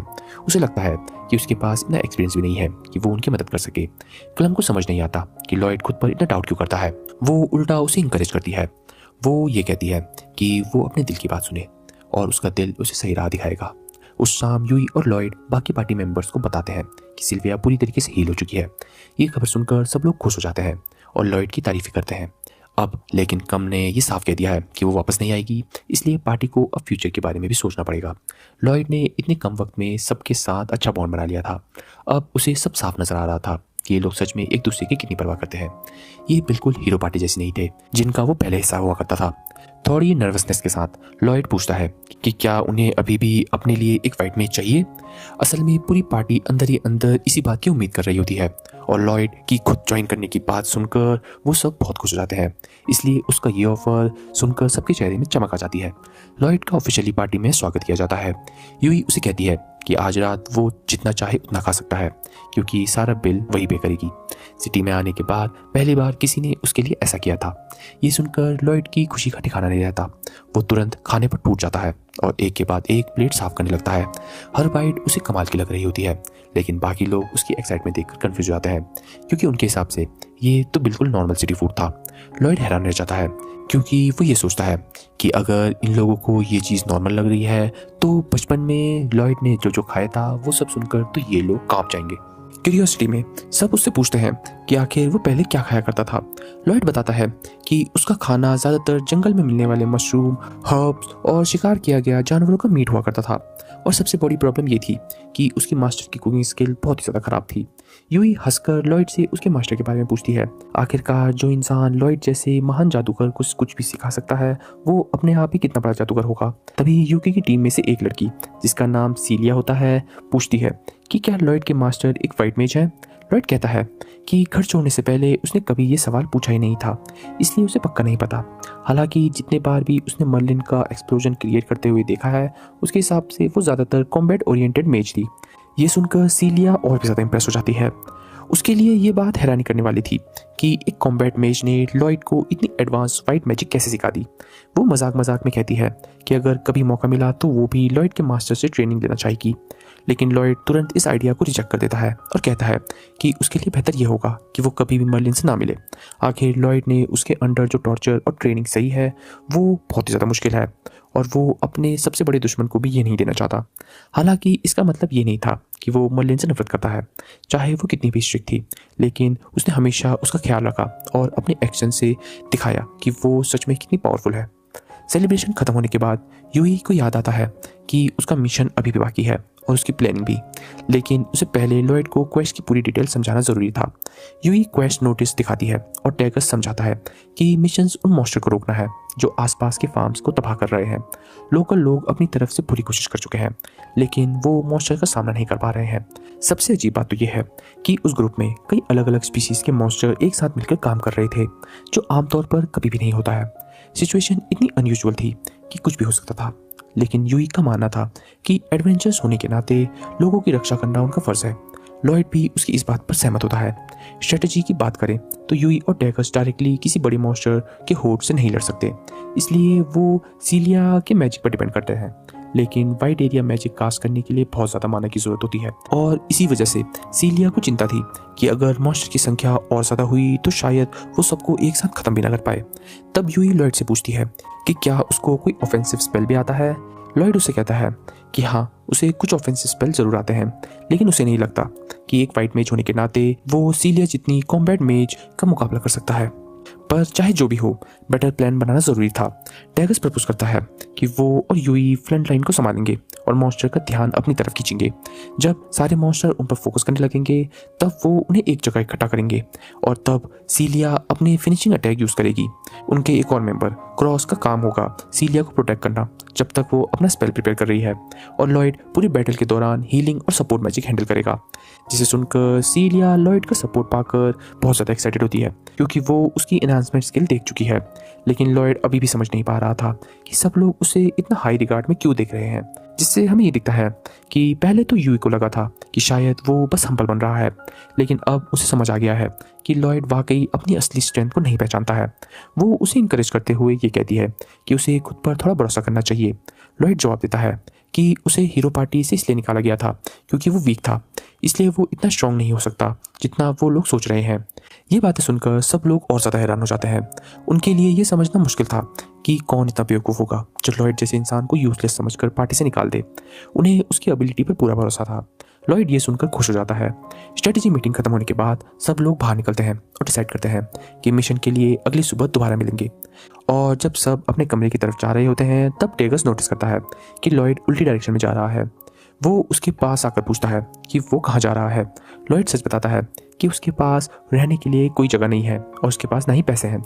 ये सुनकर हमें ये दिखता है कि टेगस अपने नए पार्टी मेंबर को बाहर नहीं सोने देना चाहता, इसलिए वो उसे कॉइन्स की एक पाउच देता है। लॉयड पहले मना करता है क्योंकि वो फ्री में पैसे नहीं लेना चाहता था, लेकिन टेगस समझाता है कि ये गिफ्ट नहीं, बस एक टेम्परेरी लोन है। मिशन का रिवॉर्ड मिलने के बाद वो आराम से ये पैसे वापस कर सकता है। लॉयड दिल से उसका शुक्रिया अदा करता है और वो उससे वादा करता है कि वो ये एहसान ज़रूर चुकाएगा, और टेगस भी इस चीज़ से खुश होता है। और ऐसे ही करते कुछ देर बाद उसी रात हमें ये दिखता है कि लॉयड काफ़ी समय बाद एक प्रॉपर बेड पर सोता है और सोने से पहले वो यही सोचता है कि उसकी ये नई टीम कितनी अच्छी है और काइंड हार्टेड है। अगली सुबह लॉयड और पूरी पार्टी यूई के घर के बाहर मिशन के लिए रेडी खड़े होते हैं। जब यूई घर से बाहर निकलती है तो वह हैरान हो जाती है। वो ये देखती है कि किसी के हाथ पर कुछ भी नहीं होता, मतलब कुछ भी सामान नहीं होता, और ऐसे डेंजरस मिशन के लिए काफ़ी सामान लेना बहुत ज़रूरी होता है। तब बाकी लोग बताते हैं कि लॉयड ने अपने स्टोरेज मैजिक की मदद से उनका सारा लगेज स्टोर कर लिया है, जिससे उन्हें भारी बैग्स उठाकर चलने की ज़रूरत नहीं पड़ेगी। लॉयड यूई से कहता है कि अगर वो चाहे तो वो उसका बैग भी स्टोर कर सकता है। जैसे ही वो उसका बैग स्टोरेज मैजिक में यूज़ करता है, यूई उसका बहुत शुक्रिया अदा करती है और कहती है कि सफ़र के दौरान लगेज उठाना हमेशा कितना बड़ा हेडेक होता है। तब लॉयड कैजुअली कह देता है कि अगर सब लोग चाहे तो वो उन्हें स्टोरेज मैजिक भी सिखा सकता है, क्योंकि उसके हिसाब से ये इतनी मुश्किल चीज़ नहीं थी। ये सुनकर सब लोग हैरान रह जाते हैं। उन्हें तो पता ही नहीं था कि उन जैसे नॉर्मल एडवेंचर्स भी इतनी यूजफुल स्किल सीख सकते हैं। लॉयड समझाता है कि कैसे हर इंसान के अंदर थोड़ा बहुत माना होता है, इसलिए देखा जाए तो वो लोग भी स्टोरेज मैजिक यूज़ कर सकते हैं। हाँ, उसकी कैपेसिटी बढ़ाने के लिए उन्हें बहुत प्रैक्टिस करनी होगी, पर ये स्किल उनकी बहुत काम की साबित हो सकती है। और हमें ये दिखता है कि लॉयड की ये बातें सुनकर सब लोग एक्साइटमेंट से भर जाते हैं और तुरंत लॉयड से रिक्वेस्ट करते हैं कि वो उन्हें भी मैजिक सिखाए। लॉयड भी खुशी खुशी मान जाता है। कुछ देर बाद सब अपने सफर के लिए निकल पड़ते हैं। खुले मैदानों से गुजरते हुए आखिरकार वो डीमन नेशन के बॉर्डर तक पहुंच जाते हैं। फिलहाल डीमन शांत बैठे हुए थे, इसलिए एरिया काफी पीसफुल लग रहा था, लेकिन कोई नहीं जानता था कि वो दोबारा कॉन्टिनेंट पर कब अटैक करने का फैसला कर ले। इसी वक्त जंगल की गहराइयों में एक काला क्लोक पहना हुआ एक मिस्टीरियस शख्स एक खतरनाक रिचुअल परफॉर्म कर रहा था। ऐसा रिचुअल जो बहुत ही जल्द बहुत ही बड़ी मुसीबत लाने वाला था। उधर लॉयड और उसकी पार्टी एक्सपेक्टेड टाइम से पहले ही अपने चेक पॉइंट पर पहुंच गई थी, इसलिए वो नदी के किनारे कैंप लगाने का फैसला करते हैं। लॉयड अपने स्टोरेज मैजिक से कैंपिंग के सारे सामान निकालता है और फिर सबसे मिलकर टेंट्स लगाने और शाम के लिए फायर पिट तैयार करने लगता है। सारे कामों में काफी वक्त लगता है और जब सब कंप्लीट हो जाता है तब तक यूई पसीने से तरबतर हो जाती है और पूरी तरीके से थक जाती है। वो डैगस से पूछती है कि क्या वो नदी में जाकर थोड़ा फ्रेश हो सकती है, लेकिन डैगस उसे बताता है कि कैसे अभी भी काम बाकी है, डिनर बनाने के लिए फायरवुड कलेक्ट करनी होगी। तब लॉयड तुरंत आगे बढ़कर कहता है कि वो यूई की जगह लकड़ियां लेकर आएगा। यूई उसका शुक्रिया अदा करती है और बिना टाइम वेस्ट किए सीलिया के साथ लेकर नहाने चले जाती है। कुछ वक्त बाद जब लॉयड जंगल में लकड़ियां इकट्ठा कर रहा होता है तब उसका काम लगभग पूरा हो चुका होता है, लेकिन तभी अचानक से नदी की तरफ से एक जोर सी चीख सुनाई देती है और हमें दिखता है कि यूई और सीलिया प्लान के मुताबिक नहा रही थी, लेकिन उन्होंने कभी इमेजिन भी नहीं किया था कि पानी के अंदर एक बहुत बड़ा मॉन्स्टर छुपा होगा। सबसे बुरी बात तो ये थी कि दोनों इस वक्त बिना किसी वेपन के थे। अगर लॉयड ने जल्दी कुछ नहीं किया तो वो मॉन्स्टर उन्हें जिंदा खा जाता। और हमें दिखता है कि लॉयड बिना देरी किए क्लिफ से जंप करते हुए नीचे आ जाता है और एक छोटा सा फायर बॉल मॉन्स्टर की तरफ लॉन्च करता है उसका अटेंशन डाइवर्ट करने के लिए। और जैसे ही मॉन्स्टर का ध्यान उसकी तरफ होता है लॉयड यूई और सीलिया को शोर की तरफ जाने को कहता है। साथ ही वो अपने स्टोरेज मैजिक से उनके वेपन निकाल देता है और उनकी तरफ उछाल कर फेंक देता है। एक ही वक्त में उन पर स्ट्रेंथनिंग मैजिक भी कास्ट कर देता है। बैटल शुरू होने वाला था। यूई बिना एक सेकंड वेस्ट किए आगे बढ़ती है और एक ही स्लैश में उस मॉन्स्टर के हेड्स को काट देती है। तभी हमें ये दिखता है कि सीलिया चिल्लाकर लॉयड और यूई को साइड में हटने को कहती है क्योंकि वो एक बहुत ही बड़ा जादू लॉन्च करने वाली है। दोनों तुरंत रास्ते से हट जाते हैं और अगले ही पल सीलिया एक जबरदस्त फायर बॉल सीधा उस मॉन्स्टर पर गिरा देती है, जो उसके बचे हुए शरीर को भी एक ही अटैक में राख बना देता है। सीलिया खुद भी ये देखकर हैरान रह जाती है। उसकी स्पेल में इतनी पावर उसने पहले कभी नहीं महसूस की थी। लेकिन सीलिया को ये नहीं पता था कि लॉयड ने चुपके से उस पर पहले ही स्पेल इनहांसमेंट स्किल डाल दी है। इसी इंसिडेंट के दौरान एक ऑकवर्ड मोमेंट आ जाता है। यूई का तावल अचानक से उसके शरीर से गिर जाता है और वो सीधा लॉयड के सामने आ जाती है। यूई शर्म से लाल हो जाती है, जिसके कुछ देर बाद कैंप पर वापस आकर अपना ध्यान उस बात से हटाने के लिए लॉयड सबको स्टोरेज मैजिक सिखाना शुरू कर देता है। उसके हिसाब से उन्हें बस अपने हाथों की मदद से एक स्पेस में एक होल खोलना है, जिससे वो अपना सामान स्टोर कर सकते हैं। लॉयड के लिए ये एक्सप्लेनेशन बहुत सिंपल थी, लेकिन असल में ये उतना आसान बिल्कुल भी नहीं था जितना वो बता रहा था। फिर भी सब लोग कोशिश करने का फैसला करते हैं और एक्सपेक्टेड तरीके से किसी के भी स्पेल काम नहीं आती। लॉयड तुरंत खुद को ब्लेम करने लगता है और सोचता है कि शायद वो बहुत खराब टीचर है, लेकिन डैगर्स उसे रियश्योर करता है कि उसकी एक्सप्लेनेशन बिल्कुल क्लियर थी। प्रॉब्लम बस इतनी थी कि बाकी अभी सब बिगिनर्स हैं, इसलिए वो उन्हें वक्त दे। तभी सीलिया के दिमाग में एक आइडिया आता है। वो स्पेल को जोर जोर से चैंट कर कर कास्ट करने की कोशिश करती है। सबकी हैरानी के बीच उसका स्टोरेज स्पेस सच में ओपन हो जाता है। तब सबको अपनी गलती समझ आती है। वो लोग लॉयड की तरीके से साइलेंटली स्पेल कास्ट करने की कोशिश कर रहे थे, जबकि वो अभी उस लेवल पर भी नहीं है। इस बार सब इनकैंटेशन के साथ स्पेल कास्ट करते हैं और धीरे धीरे सब अपना स्टोरेज स्पेस एक्टिवेट करने में सक्सेसफुल हो जाते हैं। हाँ, अभी भी उनकी काफी प्रैक्टिस जरूरी है, लेकिन शुरुआत हो चुकी है। उस रात डिनर के बाद लॉयड आग के पास अकेले बैठा हुआ था जब यूई उसके पास बात करने आती है। वो लॉयड से कहती है कि वो उसका शुक्रिया अदा करना चाहती है क्योंकि उसने उनकी पार्टी ज्वाइन की, लेकिन लॉयड कहता है कि थैंक यू की कोई जरूरत नहीं है, वैसे भी वो एक पार्टी को ढूंढ ही रहा था। यूई फिर से थोड़ा गिल्टी फील करती है क्योंकि उसने प्रैक्टिकली लॉयड को फोर्स ही किया था। लॉयड मुस्कुराकर कहता है कि वो समझता है। यूई सिर्फ क्वेस्ट कंप्लीट करने के लिए डेस्परेट थी। क्यूरियोसिटी में लॉयड पूछता है कि वो इस मिशन को लेकर इतना सीरियस क्यों है, जबकि उसका उस एरिया से कोई पर्सनल कनेक्शन भी नहीं है। यूई कुछ पल के लिए तो चुप होती है, फिर अपने पास शेयर करती है जब वो छोटी सी बच्ची थी तब मॉन्स्टर्स ने उसके पूरे गांव को बर्बाद कर दिया था। उस इंसिडेंट में सिर्फ वही बच पाई थी। तब से लेकर आज तक उस ट्रॉमा से उसका पीछा नहीं छूटा है। इसी वजह से वो कभी नहीं चाहती कि किसी और के विलेज के साथ भी वो ट्रेजेडी रिपीट हो। तभी अचानक लॉयड को जंगल की तरफ से कुछ आवाजें सुनाई देती है। वो तुरंत यूई से कहता है कि बाकी सबको जगाओ, उन्हें अभी जल्दी से जल्दी निकलना होगा। और कुछ ही पल बाद जंगल के अंदर से एक जाइंट स्पाइडर का पूरा झुंड बाहर निकलता है। शुरुआत में पार्टी चुपचाप रहती है ताकि फाइट अवॉइड कर सके, लेकिन बदकिस्मती से यूई थोड़ा आवाज निकाल देती है, जिसकी आवाज सुनकर सारे स्पाइडर्स का अटेंशन उनकी तरफ चला जाता है। अब लड़ाई अनअवॉइडेबल थी। सब तुरंत अपने वेपन्स निकाल लेते हैं, लेकिन एक स्पाइडर अचानक से सीलिया के वॉन्ड को छीनकर उसे दूर फेंक देता है। इसी वजह से सीलिया अटैक मैजिक कास्ट नहीं कर पाती। सिचुएशन तेजी से खराब हो रही थी। तब लॉयड आगे बढ़ता है और कहता है उसके पास एक प्लान है। सबसे पहले वो इनहेंसमेंट मैजिक से पूरी पार्टी के स्टैट्स बढ़ा देता है और यूई को स्पाइडर का ध्यान भटकाने के लिए भेजता है। फिर वो क्रॉस को ट्री के पास छोड़कर ये कहता है कि वो सीलिया का स्टाफ वापस लेकर आए। जैसे ही वो स्टाफ वापस लेकर आता है, लॉयड सीलिया और क्रॉस को एक कंबाइंड अटैक करने को कहता है। दोनों मिलकर अटैक लॉन्च करते हैं और स्पाइडर्स का सफाया कर देते हैं। सबके सेफ रहने पर लॉयड को सुकून मिलता है, लेकिन साथ ही उसे ये भी लगता है कि शायद उसने ज्यादा अथॉरिटी दिखा दी है, इसलिए वो सबसे माफी मांगता है क्योंकि वो पार्टी लीडर नहीं था। लेकिन बाकी सबको इस बात से कोई प्रॉब्लम नहीं होती। उनके लिए लॉयड का एक्सपीरियंस बहुत ही वैल्यूबल था। सच तो ये है कि उसके दिए गए हुए कमांड्स अभी उनकी जान बचा पाए हैं, और अगर आगे जाकर भी फ्यूचर में कभी ऐसी मुश्किल आई तो वो बिना हिचकिचाहट के उसकी बात मानेंगे। अगली सुबह सब अपना कैंप संभालते हैं। सारा सामान स्टोरेज में रखने के बाद वो दोबारा सफर शुरू कर देते हैं, लेकिन लॉयड का ध्यान कहीं और ही था। उसके मन में एक और सवाल आ रहा था, क्योंकि कल रात स्पाइडर अटैक्स वाकई रैंडम था या फिर इस जंगल में कुछ ना कुछ तो चल रहा है। अगले दिन लॉयड अपनी मर्जी से दोबारा नाइट वॉच लेने का फैसला करता है। वो किसी भी इमरजेंसी के लिए रेडी होना चाहता है, लेकिन बाकी पार्टी मेंबर्स उसकी हेल्थ को लेकर परेशान होने लगते हैं। वो सजेस्ट करते हैं कि पहले की तरह सब लोग शिफ्ट में गार्ड ड्यूटी करेंगे, लेकिन लॉयड मना कर देता है। उसके हिसाब से सब कुछ ठीक है, उसे रात भर जागने की आदत बन चुकी है और उसके मन में अब भी यही था कि उसकी एबिलिटीज खासी इंप्रेसिव नहीं है, इसलिए टीम के काम आने के लिए ये उसका एकमात्र तरीका है। ये बात पूरी तरीके से गलत थी और पार्टी का हर मेंबर ये जानता था। इतने समय बीतने के बाद लॉयड अभी भी ये समझ नहीं पाया कि वो कितना टैलेंटेड है। आखिरकार सीलिया यूई से कहती है कि फिलहाल इस टॉपिक को छोड़ दो और सबको आराम करने दो। हालांकि वो लॉयड को वार्निंग भी देती है कि वो खुद और ज्यादा पुश करे। अगली सुबह उनका सफर वापस शुरू होता है।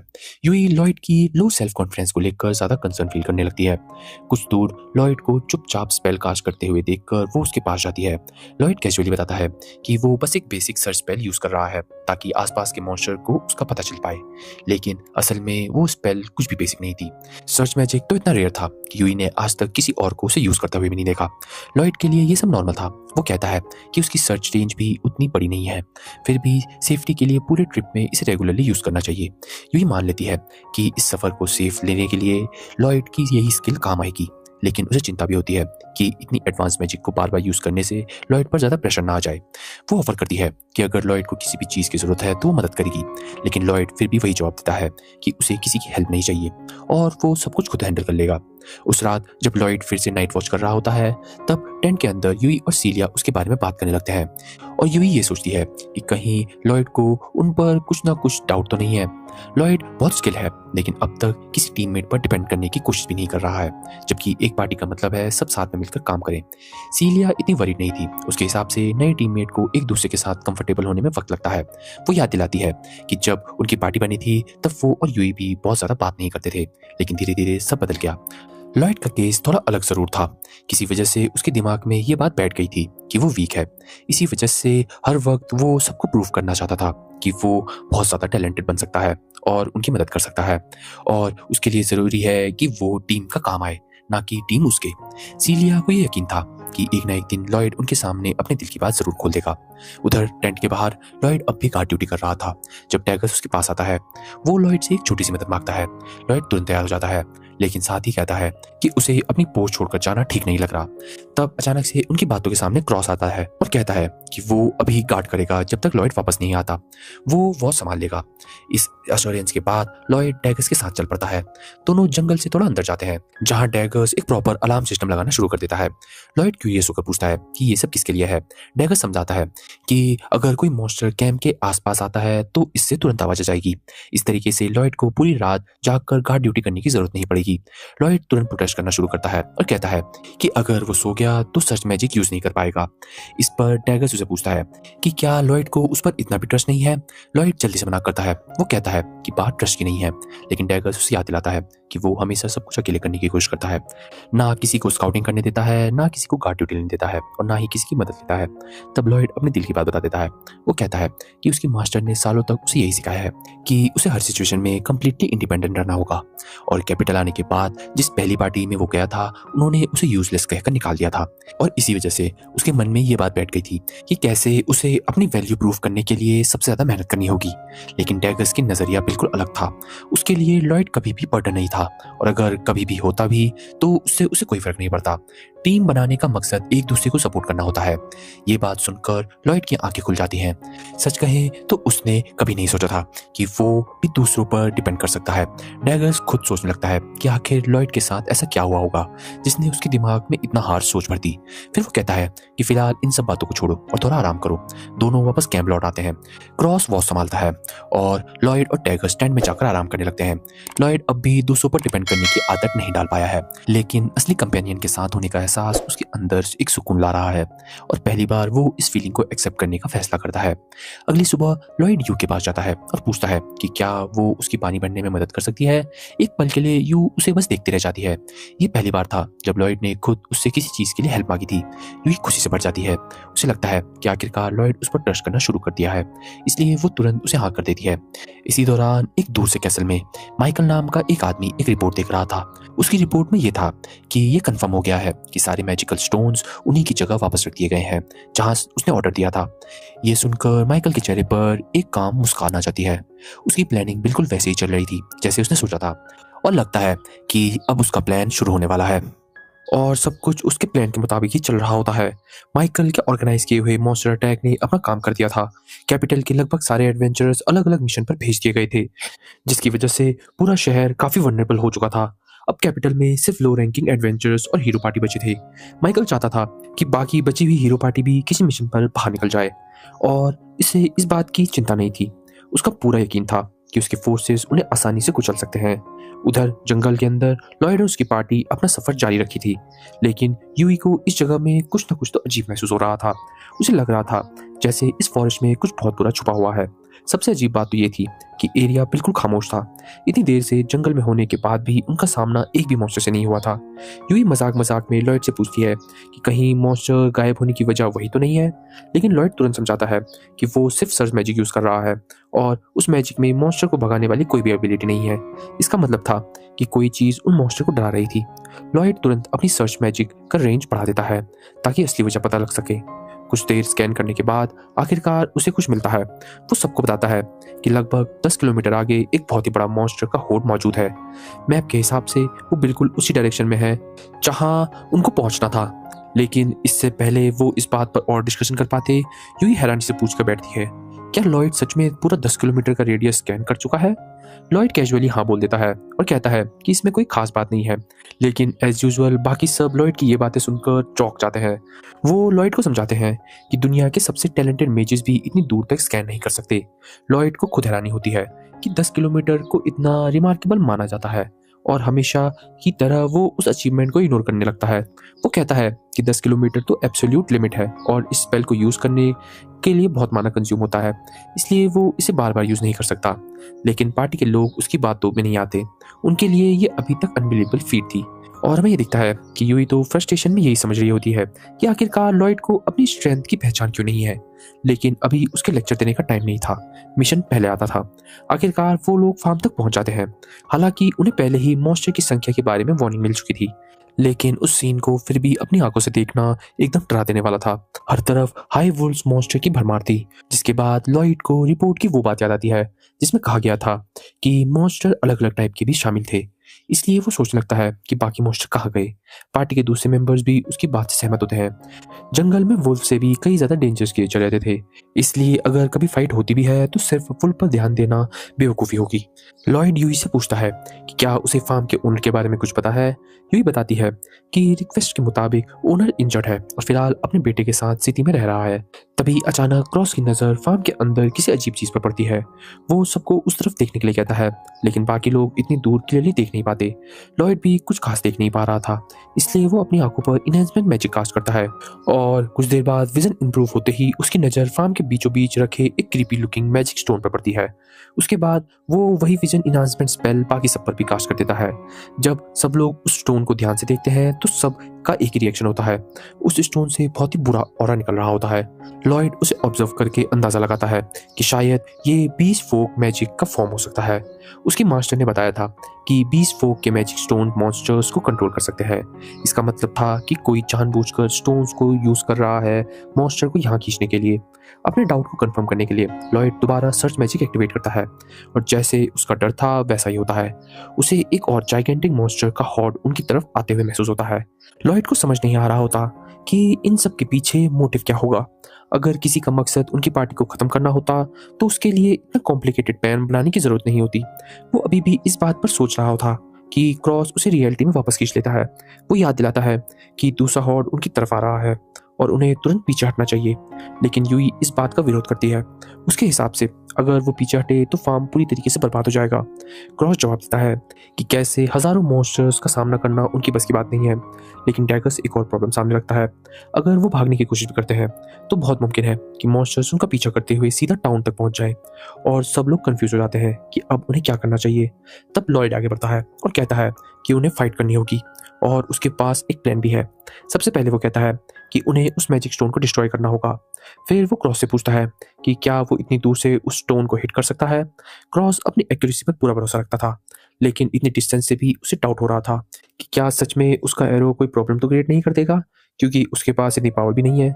लॉयड उसे रियश्योर करता है। वो कहता है कि अगर प्रॉब्लम पावर की है तो उसकी इनहांसमेंट मैजिक उसकी इस कमी को पूरा कर देगी। क्रॉस फिर एम सेट करता है। जैसे ही वो एरो छोड़ने वाला होता है लॉयड एक साथ 3 अलग अलग इनहांसमेंट स्पेल कास्ट कर देता है, एक क्रॉस पर, एक उसके बो और एक उसके एरो पर, और इसी तरीके से उसका अटैक मैक्सिमम लेवल तक पहुंच जाता है। अगले ही पल एरो हवा को चीरता हुआ सीधा जाकर मैजिक स्टोन को एक ही हिट में चूर चूर कर देता है। क्रॉस खुद भी यकीन नहीं कर पाता कि उसका शॉट इतना परफेक्ट था। वो तुरंत लॉयड से पूछता है कि क्या उसने ये कैसे किया। लॉयड कैजुअली बताता है कि कैसे उसने 3 अलग टारगेट को एक साथ इनहेंस कर कर उसके अटैक की फोर्स बढ़ा दी। ये सुनकर क्रॉस का मुंह तो खुला का खुला रह जाता है। एक ही वक्त में 3 अलग चीज़ों को इनहेंस करना कोई नॉर्मल बात नहीं थी, लेकिन लॉयड हमेशा की तरह इस बात को इग्नोर कर देता है जैसे ये कोई छोटी सी ट्रिक हो। अब जब मैजिक स्टोन डिस्ट्रॉय हो चुका था, मॉन्स्टर एक दूसरे पर ही टूट पड़ते हैं। माइंड कंट्रोल खत्म होते ही उनकी कोऑर्डिनेशन भी खत्म हो जाती है। लॉयड के हिसाब से चाहे वो एक दूसरे को पूरी तरीके से भी ना मार पाए, फिर भी उनके नंबर्स काफी कम हो जाएंगे। लेकिन दूसरे ग्रुप के साथ ऐसा नहीं हुआ। लॉयड को उम्मीद थी कि क्रिस्टल टूटने के बाद वो रिट्रीट कर लेंगे, लेकिन वो सीधा उनकी तरफ ही चार्ज करते रहते हैं। सब लोग तुरंत बैटल पोजीशन लेते हैं। जैसे जैसे मॉन्स्टर की वेव करीब आती है, हर किसी के नर्व्स पर प्रेशर बढ़ने लगता है। इतने बड़े मॉन्स्टर के होठ को देखकर वो डरने लगते हैं। लॉयड सबको कहता है कि सभी मॉन्स्टर को और पास आने दो, जिससे वो लोग थोड़ा डरते तो हैं, पर लॉयड की बात मानते हैं। और जब मॉन्स्टर लगभग सीलिया के पास पहुंचने वाला होता है, तब लॉयड सिग्नल देता है। सीलिया तुरंत अपना फायर स्टॉर्म स्पेल अनलीश कर देती है, और जो होता है उसे देखकर वो खुद शॉक हो जाती है। फ्लेम्स एक ही पल में मॉन्स्टर को राख बना देते हैं। स्पेल्स उसकी एक्सपेक्टेशन से भी ज्यादा अच्छा परफॉर्म कर रही है। बाकी लोग भी तुरंत समझ जाते हैं कि कुछ तो गड़बड़ है। सीलिया का मैजिक नॉर्मली इतना डिस्ट्रक्टिव नहीं होता। जब वो लॉयड से सवाल करते हैं तो वो कैजुअली बताता है कि उसने सीलिया के माना की एफिशिएंसी को एनहांस कर दिया है और उसके स्पेल कॉस्ट को रिड्यूस कर दिया है। इसी वजह से स्पेल की पावर 10 गुना ज्यादा बढ़ गई है और उसका माना भी कम कंज्यूम हो रहा है। प्लान का पहला हिस्सा कंप्लीट होता है। लॉयड क्रॉस के पास दौड़ता है और अब उसके प्लान का अगला स्टेज शुरू होता है। वो एक लिंक स्टैब्लिश करता है और अपने सर्च मैजिक के थ्रू सारे फ्लाइंग मॉन्स्टर की एग्जैक्ट लोकेशन क्रॉस के साथ शेयर करता है, जिससे क्रॉस भी एक एक करके सारे फ्लाइंग मॉन्स्टर को स्नाइप कर देता है। और जब ये थ्रेड भी खत्म हो जाता है, तब प्लान का फाइनल फेज शुरू होता है। लॉयड तुरंत सीलिया के पास पहुंचता है और पूछता है कि क्या उसने सारे मॉन्स्टर को फिनिश कर दिया है। सीलिया हाँ कहती है, लेकिन साथ ही वार्निंग देती है कि उसका माना लगभग खत्म हो चुका है और वो ज्यादा कुछ नहीं कर सकती। लॉयड उसे टेंशन ना लेने को कहता है और अपना हाथ आगे बढ़ाता है। सीलिया को समझ नहीं आता कि वो क्या करने वाला है, लेकिन फिर भी वो उसका हाथ पकड़ लेती है। जैसे ही दोनों का हाथ मिलता है, लॉयड अपना माना उसके अंदर ट्रांसफर करना शुरू कर देता है। सीलिया लॉयड का माना यूज करके पूरे फॉरेस्ट पर रेन स्पेल कास्ट कर देती है ताकि उसकी लगाई गई आग बुझ सके। जैसे ही फ्लेम्स खत्म होती हैं, सीलिया थककर गिर पड़ती है। उसका माना पूरी तरीके से ड्रेन हो चुका था। लॉयड भी पूरी तरीके से एग्जॉस्ट हो चुका था। लेकिन जब यूई और बाकी लोग उसकी तारीफ करने लगते हैं कि उसका पूरा प्लान प्रैक्टिकली उसने अकेले कैरी किया, तब लॉयड के दिमाग में सिर्फ एक बात चल रही होती है। उसे लगता है कि हजारों मॉन्स्टर के लड़ने के बाद अगर वो इतना थक गया है तो इसका मतलब है वो अभी भी बहुत वीक है। जब यूई और डैगर्स बाकी बचे हुए मॉन्स्टर को खत्म कर कर वापस आते हैं, तब लॉयड एक और बात शेयर करता है। उसके हिसाब से ये पूरा इंसिडेंट सिर्फ एक डाइवर्जन था और असली टारगेट उनका शहर ही है। यूई हैरानी से पूछती है उसका क्या मतलब है। तब लॉयड समझाता है कि हाई रैंकिंग एडवेंचर्स को अलग अलग क्वेस्ट पर भेजना सिर्फ किसी न किसी के फायदे के लिए हो सकता है, क्योंकि कोई चाहता था कि वो सारे रैंकर्स को टाउन से बाहर भेज दें। और उसे ये भी लगता है कि मॉन्स्टर को जानबूझकर उनकी तरफ भेजा गया था ताकि उनकी स्पीड स्लो हो जाए। क्रॉस को ये थ्योरी समझ नहीं आती। उसके हिसाब से टाउन के पास अपने हीरो हैं, बहुत सारे नाइट्स हैं और मजबूत डिफेंस भी है। ऐसे मेन सिटी को घेरना काफी आसान नहीं होगा। लॉयड एक पल के लिए सोचता है और मानता है कि क्रॉस की बात में लॉजिक तो है, लेकिन जितना ज्यादा डैगर्स इस बारे में सोचता है, उतना ही लॉयड का अंदाजा सही लगने लगता है। धीरे धीरे पूरी पार्टी को लगता है कि शायद टाउन पर पहले ही अटैक हो चुका है। फिर भी कंफर्म करने के लिए यूई सजेस्ट करती है कि उन्हें तुरंत वापस लौटना चाहिए। सब इस बात पर एग्री करते हैं। लॉयड अपना स्टाफ समन करता है और सब पर अपनी स्पीड इनहेंसमेंट मैजिक कास्ट कर देता है। उसके बाद वो खुद सुपरमैन स्पीड से दौड़ना शुरू कर देता है। बाकी लोग तो उसे देखकर चिल्लाने लगते हैं कि थोड़ा रुक जाओ, लेकिन जैसे ही वो उसके पीछे भागना शुरू करते हैं, उन्हें एहसास होता है कि वो लोग भी इम्पॉसिबल स्पीड से दौड़ रहे हैं। यूई साइड बाय साइड दौड़ते हुए लॉयड से पूछती है कि ये कैसे पॉसिबल है। लॉयड बताता है कि कुछ सेकंड पहले उसने सबकी स्पीड टेम्परेरी इनहांस कर दी है, इसी वजह से वो लोग इतना ज्यादा तेज भाग पा रहे हैं। उधर दूसरी तरफ माइकल आराम से अपनी फेवरेट वाइन पी रहा होता है कि तभी उसके सामने एक ग्रेट जनरल जिसका नाम ग्रिस्ट है वो आता है। वो माइकल को रिपोर्ट देता है कि उनकी वैनगार्ड फोर्स अब टाउन पर आ चुकी है, यानी अब तक सब कुछ प्लान के मुताबिक ही चल रहा था। ग्रिस्ट कहता है कि सक्सेस का पूरा क्रेडिट उस बीच वाली लड़की पर जाता है। अगर वो ना होती तो ये सब मुमकिन नहीं होता। फ्यूचर में भी वो उसे अपनी सर्विस में रखना चाहते थे। माइकल मुस्कुराते हुए कहता है कि जब तक वो लड़की उनके पास है, उन्हें लगातार फायदा मिलता रहेगा। ग्रिस्ट को माइकल की बात पूरी तरीके से समझ नहीं आती, लेकिन हमें एक बात पता चलती है कि दरअसल माइकल को डीमन लॉर्ड का राइट हैंड माना जाता है। तभी सब लोग उसकी बातें और उसकी जजमेंट पर भरोसा करते हैं और ग्रिस्ट भी ऐसा कर कर वहां से चले जाता है। उधर दूसरी तरफ हमें वही बीच वाली लड़की दिखाई जाती है जो अपने कैद खाने में होती है। उसके चेहरे पर गहरी उदासी साफ नजर आती है। माइकल एक बार फिर उसके पास आता है क्योंकि उसे उसकी पावर की जरूरत थी। दरअसल वही वो मैजिक था जिसकी बदौलत वो 20 मैजिक स्टोन्स बना रहे थे। इसी दौरान लॉयड और उसकी पार्टी स्पीड एनहेंसमेंट की वजह से बहुत लंबी डिस्टेंस कवर कर चुकी थी। थोड़ी देर के लिए वो लोग ठंडी और सेफ जगह पर पहुंचकर रेस्ट करते हैं। उनका पूरा यकीन था कि स्पीड पर वो जल्दी उनके टाउन पहुंच जाएंगे और लॉयड भी सबके लिए कुछ पोशन प्रिपेयर करने लगता है ताकि उनका माना लेवल मेंटेन रहे।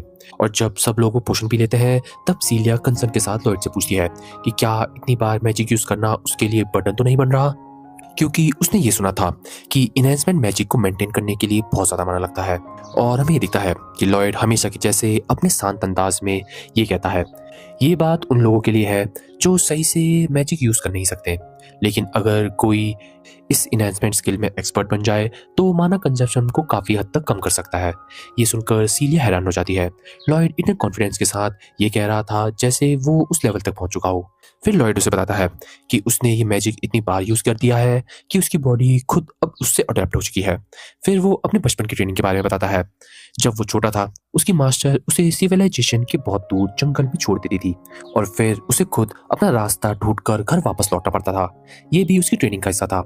लॉयड एक वाइट मेज था, इसलिए मॉन्स्टर से डायरेक्टली लड़ना उसकी स्ट्रेंथ नहीं थी। इसी वजह से उसने ज्यादातर वक्त अपना मैजिक बनाना समझा। जिंदा बचने के लिए उसने हर तरीके से इनहेंसमेंट मैजिक कास्ट करना पड़ा। सच कहें तो वो उसके लिए काफी ट्रॉमेटिक एक्सपीरियंस था। यूई और सीलिया ये कहानी सुनकर समझ जाते हैं कि लॉयड ने बचपन में कितनी मुश्किलें झेली होंगी, लेकिन लॉयड को ये सब बड़ी बात नहीं लगती। उसके लिए ये बस एक नॉर्मल ट्रेनिंग एक्सरसाइज थी। वो मानता था कि उस वक्त वो इनएक्सपीरियंस था और इसी तरीके की ट्रेनिंग ने उसे आज ऐसा इंसान बनाया है। ट्रेनिंग के दौरान उसकी मास्टर हमेशा उसे डांटती रहती थी, लेकिन अब जब वो पीछे मुड़कर देखता है तो उसे लगता है कि शायद वो सब वर्थ इट था। हालांकि यूई इस बात से बिल्कुल एग्री नहीं करती। वो कहती है कि बचपन में जो ट्रेनिंग लॉयड ने चली है वो बिल्कुल भी नॉर्मल नहीं है, बल्कि काफी हार्ड और ह्यूमेन है। सीलिया भी तुरंत उसकी बात का सपोर्ट करती है और कहती है कि उसका ट्रेनिंग रिजीम बिल्कुल भी नॉर्मल नहीं था, लेकिन लॉयड फिर से गलत समझ लेता है। उसे लगता है कि शायद यूई और सीलिया कह रहे हैं कि उसकी ट्रेनिंग स्टैंडर्ड के हिसाब से नहीं थी। अचानक उसके अंदर एक अजीब सी खाली फीलिंग आ जाती है और वो सोचने लगता है कि बचपन में शायद उसने उतनी मेहनत नहीं की थी जितनी उसे करनी चाहिए थी। यही और सिसिलिया उसे समझाने की कोशिश करते हैं कि वो गलत समझ रहा है। तब तक लॉयड अपनी सोच में खो चुका होता है। वो मन ही मन कसम खा लेता है कि आगे जाकर वो और भी ज्यादा ट्रेनिंग करेगा और पार्टी को सपोर्ट करने के लिए अपनी पूरी जान लगा देगा। दोनों लड़कियां देख लेती हैं कि उसने फिर से बात को उल्टा समझ लिया है, लेकिन अब उन्हें लगता है कि उसे समझाना बेकार है। कुछ ही देर बाद सब लोग अपना सफर दोबारा शुरू कर देते हैं। निकलने से पहले लॉयड अपने स्टाफ उठाता है और सर्च मैजिक कास्ट कर आसपास का एरिया को स्कैन करता है। उसे कोई एनिमी नजर नहीं आता, इसलिए पार्टी बिना किसी रुकावट के आगे बढ़ती है। रास्ते भर सब लोग लॉयड की स्पीड एनहांसमेंट मैजिक की तारीफ करते रहते हैं। वो सब अपनी नॉर्मल स्पीड से कई ज्यादा गुना तेज भाग रहे होते हैं, फिर भी किसी को भी थकान महसूस नहीं हो रही होती है। लेकिन तभी अचानक लॉयड बीच रास्ते में रुक जाता है और उसे इतना अचानक रुकता हुआ देखकर बाकी सब लोग भी टकराकर जमीन पर गिर जाते हैं। वो तुरंत उसे पूछते हैं कि वो इतने अचानक से क्यों रुक गया। लॉयड बताता है कि उसे अभी अपने सर्च मैजिक से कुछ महसूस हुआ। उसे पूरी तरीके से नहीं पता वो क्या है, लेकिन उसे एक बहुत बुरा एहसास हो रहा है। इसी अनईजी फीलिंग की वजह से वो अचानक से रुक करने का डिसीजन लेता है। वो सबको कहता है कि वो लोग सीधा टाउन चले जाएं और तब तक वो आसपास का एरिया चेक कर कंफर्म करेगा कि क्या कोई उनका पीछा तो नहीं कर रहा। तब तक वो पीछे ही रहेगा। यूई तुरंत मना कर देती है। वो कहती है कि वो लोग लॉयड को छोड़कर कहीं नहीं जाने वाले, अगर कुछ चेक करना है तो सब साथ में करेंगे। लेकिन लॉयड फिर से अकेले जाने की जिद करता है। इस पर यूई उसे याद दिलाती है कि मॉन्स्टर से डायरेक्टली लड़ना उसकी स्पेशलिटी नहीं है और जब उन्हें ये भी नहीं पता कि सामने क्या है तो अकेले जाने का बिल्कुल भी सेंस नहीं बनता। लॉयड समझ जाता है कि यूई अपना डिसीजन बदलने वाली नहीं है, इसलिए आखिरकार वो मान जाता है और सबको अपने साथ लेकर जाता है। इसी दौरान कहीं और 4 डरावने लोग काले रोब पहनकर एक चमकते हुए हरे ऑर्ब के आसपास हाथ पकड़कर खड़े रहते हैं। ऐसे लग रहा था जैसे वो कोई डेंजरस रिचुअल परफॉर्म कर रहे थे। उधर लॉयड उस डिस्टरबेंस का पीछा करते हुए जंगल के अंदर एक पुराने और सुनसान घर तक पहुंच जाता है। अब जब वो इतने पास आ चुका है, लॉयड को पूरा यकीन हो जाता है कि अंदर कुछ डीमंस मौजूद हैं। उनके करीब आते ही वो उनके प्रेजेंस क्लियरली महसूस कर सकता था। ये सुनकर यूई तुरंत पूछती है कि क्या वो डीमंस मैगोग्रेसी से हैं, और हमें ये पता चलता है दरअसल मैगोग्रेसी इस दुनिया में डीमंस की एक खास जगह मानी जाती है जहाँ पर हर तरीके के डीमन मौजूद होते हैं और मैगोग्रेसी को डीमंस का देश भी कहा जाता है। काफी समय से डीमंस शांत बैठे हुए थे, लेकिन एडवेंचर्स को हमेशा तैयार रहना पड़ता था क्योंकि कब वो लोग फिर से कॉन्टिनेंट पर कब्जा करने की कोशिश करें कोई नहीं जानता था। लॉयड थोड़ी देर तक सोचता है और याद करता है कि डीमंस को कॉन्टिनेंट के 3 बड़े नेशंस में एंटर करना स्ट्रिक्टली मना था। क्रॉस और बाकी लोग इस बात पर कोई रिएक्शन नहीं देते क्योंकि ये तो कॉमन नॉलेज थी। और असल में हमें ये दिखता है कि जो बचपन में लॉयड के शहर में डीमन इन्वेजन हुआ था उसे उसकी ज़्यादा यादें नहीं थी। जब उसके मास्टर ने उसे अपने पास रखा था तब तक वो वॉर ख़त्म हो चुकी थी। इन सब को साइड में रखते हुए लॉयड एक और इम्पॉर्टेंट बात बताता है। अगर डीमन सच में कॉन्टिनेंट में घुस आए हैं तो इस सिचुएशन पहले से बहुत ज़्यादा ख़राब हो चुकी है। ये सुनकर क्रॉस ये सजेस्ट करता है कि उन्हें टाउन पहुंचते ही नाइट्स को सब जवाब देना पड़ेगा और उन्हें सब बताना पड़ेगा। लेकिन लॉयड कहता है कि रिपोर्ट करने से पहले वो थोड़ी और कंफर्मेशन गैदर करना चाहता है। उसे पता था ये डेंजरस है, लेकिन वो इस बात को इग्नोर नहीं कर पा रहा था। उसे वही माना फील हो रहा था जो मैजिक स्टोन के आसपास महसूस हुआ था। ये सुनकर टैगस तुरंत समझ आता है कि इसका मतलब है कि डीमन का कनेक्शन उस मॉन्स्टरहुड वाले इंसिडेंट से भी हो सकता है। और अगर डीमन सच में टाउन्स पर अटैक करने वाले हैं तो लॉयड के हिसाब से रिस्क लेना वर्थ होगा। आखिरकार सब लोग डिसाइड करते हैं कि वो उस डीमन फिल हट की इन्वेस्टिगेशन करेंगे। वो धीरे धीरे घर के करीब पहुंचते हैं और वो चुपचाप से घर के अंदर झांकने की कोशिश करते हैं, लेकिन उन्हें अंदर कुछ भी नजर नहीं आता। लॉयड तुरंत सर्च मैजिक यूज करता है और कुछ सेकंड बाद कंफर्म कर देता है कि डीमंस नीचे अंडरग्राउंड में मौजूद है। टैगस अंदाजा लगाता है कि आसपास कहीं ना कहीं एक सीक्रेट एंट्रेंस जरूर होगा। वो सबको उसे ढूंढने का सजेशन देता है, लेकिन लॉयड कहता है कि एंट्रेंस ढूंढने की जरूरत ही नहीं है क्योंकि सीलिया अर्थ मैजिक यूज कर सकती है। लॉयड सब पर इनहेंसमेंट मैजिक कास्ट करता है और सीलिया अपनी सैंडपिट टेक्निक यूज कर सीधा फ्लोर तोड़ देती है और हमें ये दिखता है कि नीचे वही 4 क्रीपी लोग अपना रिचुअल परफॉर्म कर रहे थे। यूई बिना वक्त गवाए आगे बढ़ती है और अपनी तलवार उनकी कंधर पर रख देती है और पूछती है कि वो लोग कौन है और यहाँ क्या कर रहे हैं। उनमें से एक डीमन चालाक बनने की कोशिश करता है और मैजिक से पत्थर यूई की तरफ फेंकता है, लेकिन यूई आसानी से उस अटैक को ब्लॉक कर देती है। अगले ही पल क्रॉस के एरो सीधा उस डीमन को टारगेट करते हैं। फिर सीलिया दोबारा अपनी सैंडविच टेक्निक यूज करती है जिससे फ्लोर भी टूटने लग जाता है। हुड पहने हुए डीमंस भागने की कोशिश करते हैं, लेकिन सिर्फ एक ही बचकर निकल पाता है। बाकी सब लॉयड और उसकी टीम के हाथों पकड़े जाते हैं और हरा दिए जाते हैं। लेकिन सेलिब्रेट करने का वक्त नहीं था। एक डीमन अब भी आजाद था। भागता हुआ डीमन सीधा उस लड़की की सेल तक पहुंच जाता है और स्पेल कास्ट करता है जो उसे कोकून में लपेटकर हवा में उड़ा देता है। कुछ ही पल बाद यूई और बाकी लोग उसका पीछा करते हुए वहां पहुंच जाते हैं। जैसे ही यूई उन सीढ़ियों पर भागती है, लॉयड उसे कहता है कि वो राउंड रूट लेकर जाए और उसका रास्ता काट दे। कोकून के अंदर बंद हुई लड़की एक पावरफुल मैजिक निकाल रही थी और लॉयड उसे क्लियरली महसूस कर रहा था। और हमारा एपिसोड यहीं खत्म हो जाता है। सो दोस्तों, अगर आप जानना चाहते हैं कि वो कोकून में बंद हुई लड़की आखिर कौन है और आखिरकार माइकल जो डीमन लॉर्ड का राइट हैंड है वो चाहता क्या है और लॉयड को क्या महसूस हो रहा है उस कोकून में बंद हुई लड़की के अंदर, और क्या मर्लिन लॉयड की इस सिचुएशन को जानकर उसका पीछा करेगी और उसकी मदद करेगी, जानने के लिए हिंदी एनिमे पर अभी को जरूर सब्सक्राइब करें और इस वीडियो का लाइक गेम 1000 लाइक को हिट कीजिए ताकि हम आपके लिए इस एनिमे का नेक्स्ट पार्ट भी लेकर आ पाएं जिसमें और भी ज़्यादा खतरनाक ट्विस्ट और मैजिक से भरी हुई दुनिया रिवील होने वाली है। तो तब तक के लिए अपनी कुर्सी की पेटी बांध लीजिए और हमारी बाकी एनिमे वीडियोस का मजा लीजिए जो आपकी स्क्रीन पर शो हो रही हैं। और अगर आप चाहते हैं कि हमारी छोटी सी एनिमे लवर्स की कम्युनिटी और बड़ी बन पाए तो हमारे चैनल को दबाकर शेयर कीजिए और हमारे वीडियोस को दबाकर हाइप दीजिए ताकि हम हमारे फेलो एनिमे लवर्स तक पहुंच पाएं। और तब तक के लिए मिलते हैं आपसे नेक्स्ट एनिमे रिकैप में। Bye bye.